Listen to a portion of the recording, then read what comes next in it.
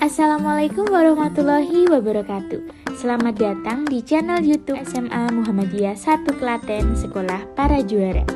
Halo students, gimana kabarnya hari ini? Semoga kalian tetap sehat dan selalu menjalankan kewajiban sebagai pelajar dengan baik. Terima kasih sudah klik video ini ya. Di video ini, kamu akan memperoleh informasi materi yang sangat bermanfaat dan dapat membantumu untuk menjawab tugas-tugas yang akan diberikan. Jangan lupa untuk catat dan rangkum materi ini agar dapat kamu gunakan untuk belajar lagi.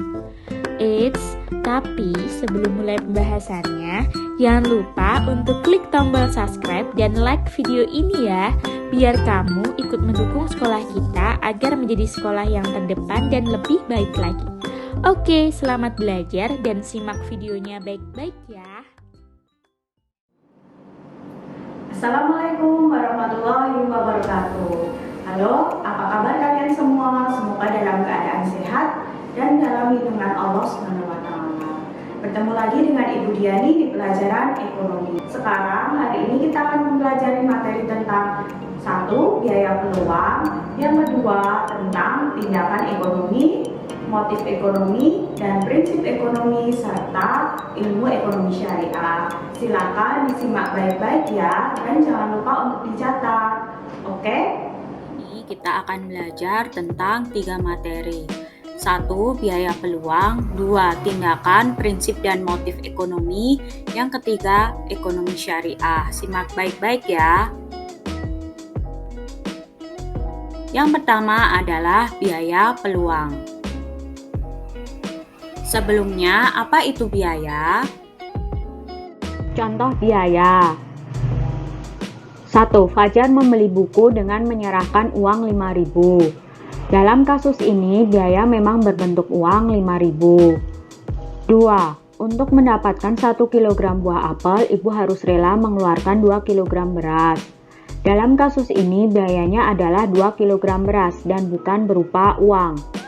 3. Aini ingin makan pizza, sehingga ia pun mengorbankan waktunya untuk menemani Sinta belanja agar kemudian mendapat traktiran pizza. Dalam kasus ini, biayanya adalah waktu Aini yang dikorbankan untuk menemani Sinta. Biaya dalam ekonomi, biaya adalah apa yang dikorbankan untuk mendapat sesuatu. Tapi biaya itu tadi tidak selalu dalam bentuk uang seperti yang sudah Ibu contohkan tadi. Lalu apa itu biaya peluang atau biaya kesempatan? Atau bahasa Inggrisnya adalah opportunity cost. Opportunity artinya adalah peluang atau kesempatan, sedangkan cost artinya adalah biaya. Biaya peluang adalah biaya yang hilang karena memilih alternatif atau pilihan tertentu, atau yang dikorbankan untuk mendapat sesuatu. Apabila ada 3 pilihan, maka biaya peluang adalah nilainya yang paling besar yang tidak dipilih. Opportunity cost menjadi pertimbangan individu untuk mengambil keputusan yang sifatnya subjektif atau pribadi. Jadi, setiap individu itu punya pilihan atau biaya peluangnya itu pasti berbeda. Masuk ke contoh soal biaya peluang 1. Imam memiliki uang 10 juta dan dia memiliki kesempatan untuk bertamasya ke Bali atau membeli sebuah iPhone. Imam memilih untuk bertamasya ke Bali sehingga biaya peluangnya adalah, jadi biaya peluang tadi adalah biaya yang dikorbankan, yang tidak dipilih. Berarti adalah membeli sebuah iPhone. Nah, diingat,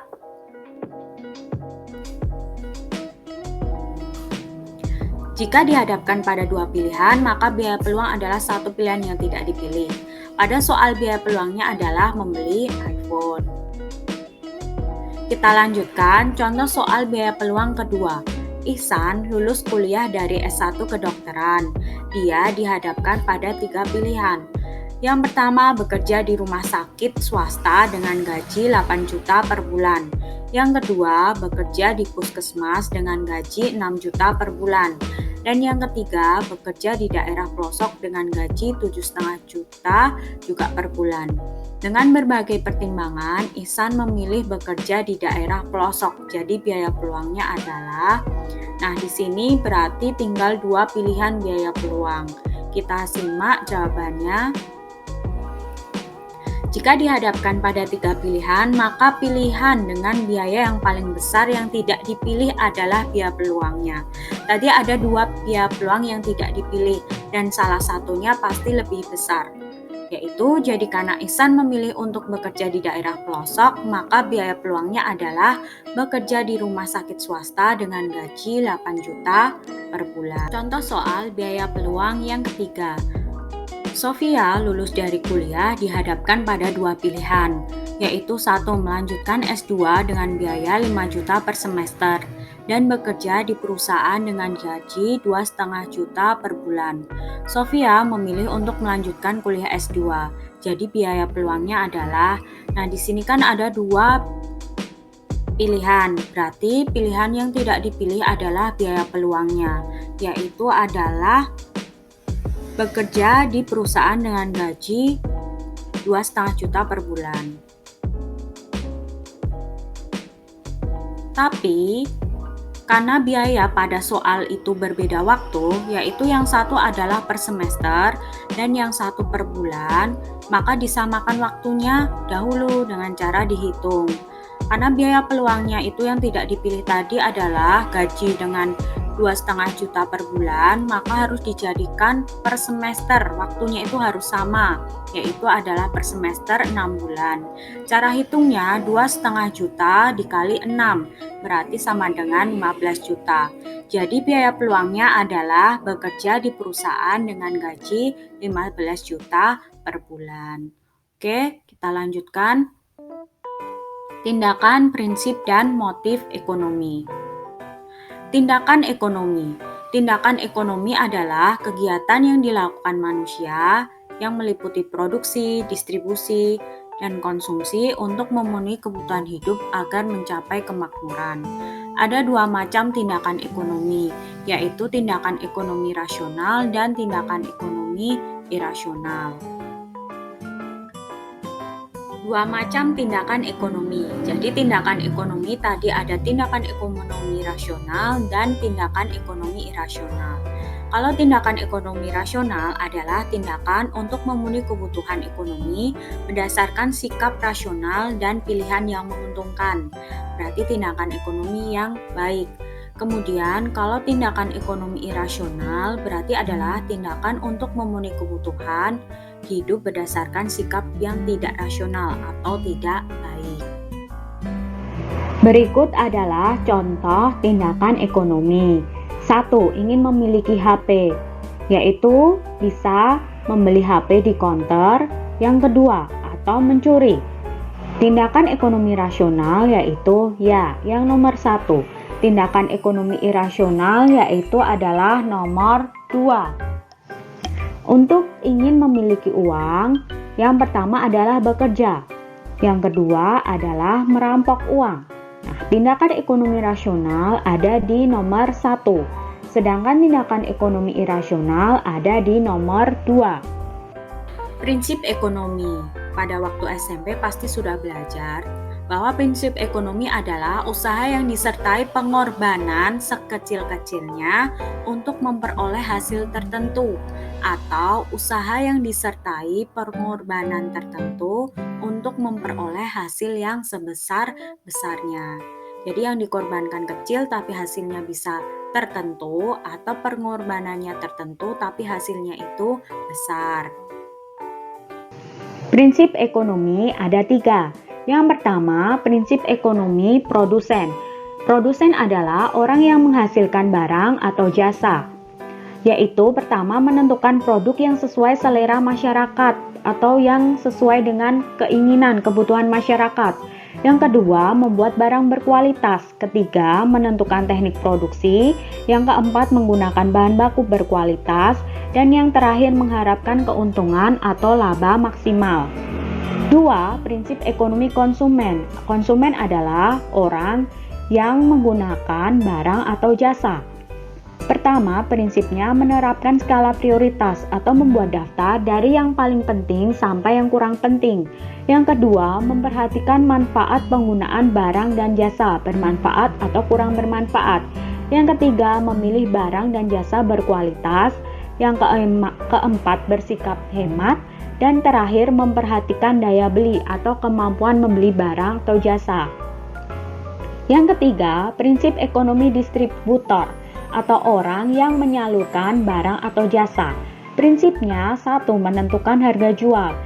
2. Memilih sarana transportasi yang sesuai karakter barang, apakah barangnya itu berat atau ringan. Yang ketiga, meningkatkan kualitas layanan konsumen. Yang keempat, menyalurkan barang secara tepat. Dan yang terakhir adalah memperoleh keuntungan. Berikut contoh soal prinsip ekonomi.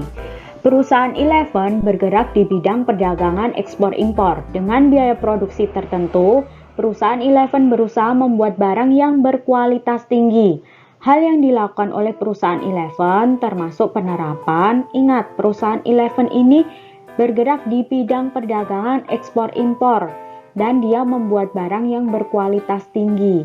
Berarti yang tepat jawabannya adalah prinsip ekonomi produsen, karena di sini clue-nya adalah membuat barang yang berkualitas tinggi. Motif ekonomi. Ibu contohkan di sini ada es krim. Orang membeli es krim bisa karena suka es krim, kemauan sendiri, mendengar cerita teman yang telah membeli es krim, ingin menghabiskan uang, melihat iklan, atau haus. Jadi, motif ekonomi adalah alasan individu dalam melakukan tindakan ekonomi. Misal di sini contohnya tadi adalah membeli es krim. Motif ekonomi bisa dibagi menjadi 2. 1. Motif intrinsik, alasan melakukan tindakan ekonomi dari dalam diri sendiri. Kalau di contoh es krim ini, yang termasuk intrinsik adalah suka es krim, kemauan sendiri, haus, atau ingin menghabiskan uang. Kalau motif ekstrinsik, itu alasan melakukan tindakan ekonomi dari faktor luar diri sendiri. Misalnya karena melihat iklan dan mendengar cerita teman yang telah membeli es krim. Motif ekonomi secara umum dibagi menjadi 5, yaitu memenuhi kebutuhan, memperoleh keuntungan atau laba, memperoleh penghargaan, memperoleh kekuasaan, dan motif sosial atau menolong sesama. Secara khususnya dibagi menjadi 3. 1. Motif ekonomi produsen, yaitu pasti mencari keuntungan atau laba. Kedua, mencari kekuasaan ekonomi, yaitu dia pengen jadi pedagang atau pengusaha yang berkuasa. 3. Memperoleh penghargaan, berarti dihargai oleh masyarakat akan produknya. Yang keempat adalah motif sosial. Biasanya ada perusahaan yang juga memberikan bantuan kepada orang-orang yang mungkin mengalami bencana atau kesusahan. Selanjutnya, motif ekonomi konsumen. 1. Memperoleh kepuasan maksimal, yaitu ketika kita makan misalnya. 2. Menaikkan status sosial. Contohnya, jika kita bisa membeli mobil atau membeli HP, itu bisa menaikkan status sosial. 3. Memperoleh pengakuan di lingkungan, diakui karena ekonominya. 4. Mempertahankan kelangsungan hidup. Dan yang kelima adalah motif berbuat sosial. Misalnya kita memiliki uang dan ingin berbagi, nah itu termasuk motif berbuat sosial. Selanjutnya, motif ekonomi distributor. Distributor adalah pelaku ekonomi yang menyalurkan barang dan jasa dari produsen ke masyarakat. Motif ekonomi distributor adalah memperoleh laba atau keuntungan. Khusus lembaga distribusi yang memiliki motif mensejahterakan anggotanya adalah koperasi. Materi selanjutnya adalah ekonomi syariah. Apa itu ekonomi syariah? Menurut Muhammad Abdul Munin Al-Jamal, ekonomi syariah adalah kumpulan dasar-dasar umum tentang ekonomi yang digali dari Al-Quran dan As-Sunnah. Sedangkan menurut Muhammad Abdul Manan, ekonomi syariah adalah ilmu pengetahuan sosial yang mempelajari masalah-masalah ekonomi rakyat yang diilhami oleh nilai-nilai Islam. Jadi intinya ekonomi syariah itu adalah ekonomi yang didasarkan pada nilai-nilai Islam, yaitu dari Al-Quran dan As-Sunnah. Tujuan ekonomi syariah secara umum ada 4. 1. Menghidupkan nilai Islam dalam seluruh kegiatan ekonomi. 2. Terbebas dari sistem ekonomi kapitalis dan komunis. 3. Mewujudkan persatuan ekonomi negara-negara Islam. Dan yang keempat, mewujudkan falah kesejahteraan bagi masyarakat. Prinsip ekonomi syariah.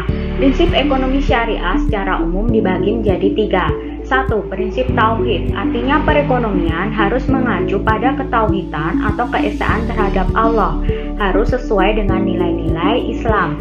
Yang kedua, prinsip khalifah, artinya menjalani hidup itu harus sederhana dan sumber daya yang kita miliki adalah amanah bagi manusia sebagai khalifah di bumi. Yang ketiga, prinsip keadilan, artinya adil dalam pemenuhan kebutuhan dengan sumber-sumber pendapatan yang halal dan distribusi pendapatan yang harus merata. Salah satu karakteristik ekonomi syariah adalah pelarangan riba. Riba adalah bunga yang ditambahkan pada pinjaman atau melebihkan jumlah pinjaman yang seharusnya. Riba dilarang dalam Islam.